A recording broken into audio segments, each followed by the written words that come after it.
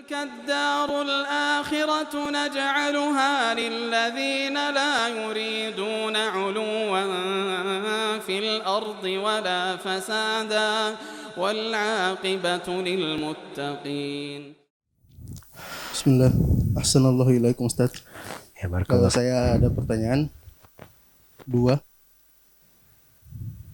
terkait hadis man syahida alla ilaha illallah sampai akhir adkhalahul jannah ala makana minal amal, dan juga hadis qudsi yang Allah berfirman, barang siapa yang menemuiku dalam keadaan membawa dosa sepenuh bumi namun tidak menyekutukanku, maka saya juga akan menemuinya dengan pengampunan sepenuh bumi pula. Saya ada beberapa mendapat teman dengan berdalilkan hadis ini, dia bukan sangat bermudah-mudahan, tapi agak bermudah-mudahan dalam melakukan dosa meskipun itu dosa kecil. Karena dia berpikir kita ini manusia, tidak pernah lepas dari dosa, dan walaupun mungkin saya berdosa tapi saya tidak melakukan kesyirikan, saya berharap Allah akan mengampuniku dan langsung memasukkanku ke dalam surga. Nah, kira-kira bagaimana terkait hal ini, Ustaz? Adapun pertanyaan yang pertama, itu sebenarnya sederhana. Iya. Kenapa?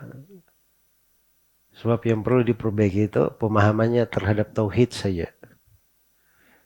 Makanya seorang itu kalau belajar tauhid, dia belajar secara keseluruhan. Bagus ya kalau sudah dia baca misalnya. Haditsnya akan datang, 2 hadits yang disebut itu akan datang semuanya. Akan kita lalui. Tentang keutamaan tauhid. Dia akan, sepanjang dia sudah bagus tauhidnya, amalan apapun dia berada di atasnya, dia akan tetap dimasukkan ke surga. Walaupun dia banyak dosa, tapi kalau dia punya tauhid, tauhidnya itu bisa menjadi sebab penggugur dosa.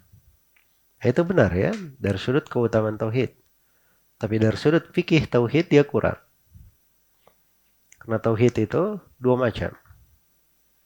Ada hal yang merupakan keabsahan tauhid, ada hal yang merupakan kesempurnaan tauhid. Keabsahan tauhid itu harus dipenuhi, sebab itu syarat syahnya. Kalau dia tidak penuhi, batal tauhidnya. Ada namanya kesempurnaan tauhid, ini yang kedua. Kesempurnaan tauhid. Kesempurnaan tauhid itu terbagi 2. Ada kesempurnaan yang wajib, ada kesempurnaan yang mustahab. Dianjurkan. Jelas ya? Jadi melakukan sunnah-sunnah, hal yang disunnahkan, meninggalkan hal yang makruh. Itu dari kesempurnaan tauhid yang bersifat mustahab. Disunnahkan.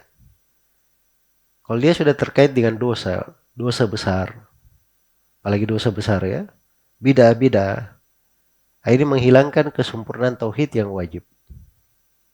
Demikian pula dosa kecil, menghilangkan kesempurnaan tauhid yang wajib. Jadi sekarang kalau dia tahu fikih ini terkait dengan tauhid, dia tidak akan bergampangan dengan dosa. Sebab seorang yang benar tauhidnya itu, dia hormati semua pembahasan tauhid. Dia ingin mentahqiq tauhid supaya mencapai jenjang yang paling tinggi. Karena itu, jangankan kita ya, akan datang nanti Nabi Ibrahim saya masih mohon kepada Allah supaya dijauhkan dari ibadah kepada berhala. Wajnubni wa baniya an na'budal asnam. Ya Allah, jauhkanlah saya dan keluargaku, keturunanku. Jangan sampai kami beribadah kepada berhala. Ini panutan dalam tauhid Nabi Ibrahim. Para sahabat Nabi sallallahu alaihi wasallam saja, Nabi khawatirkan atas mereka riya.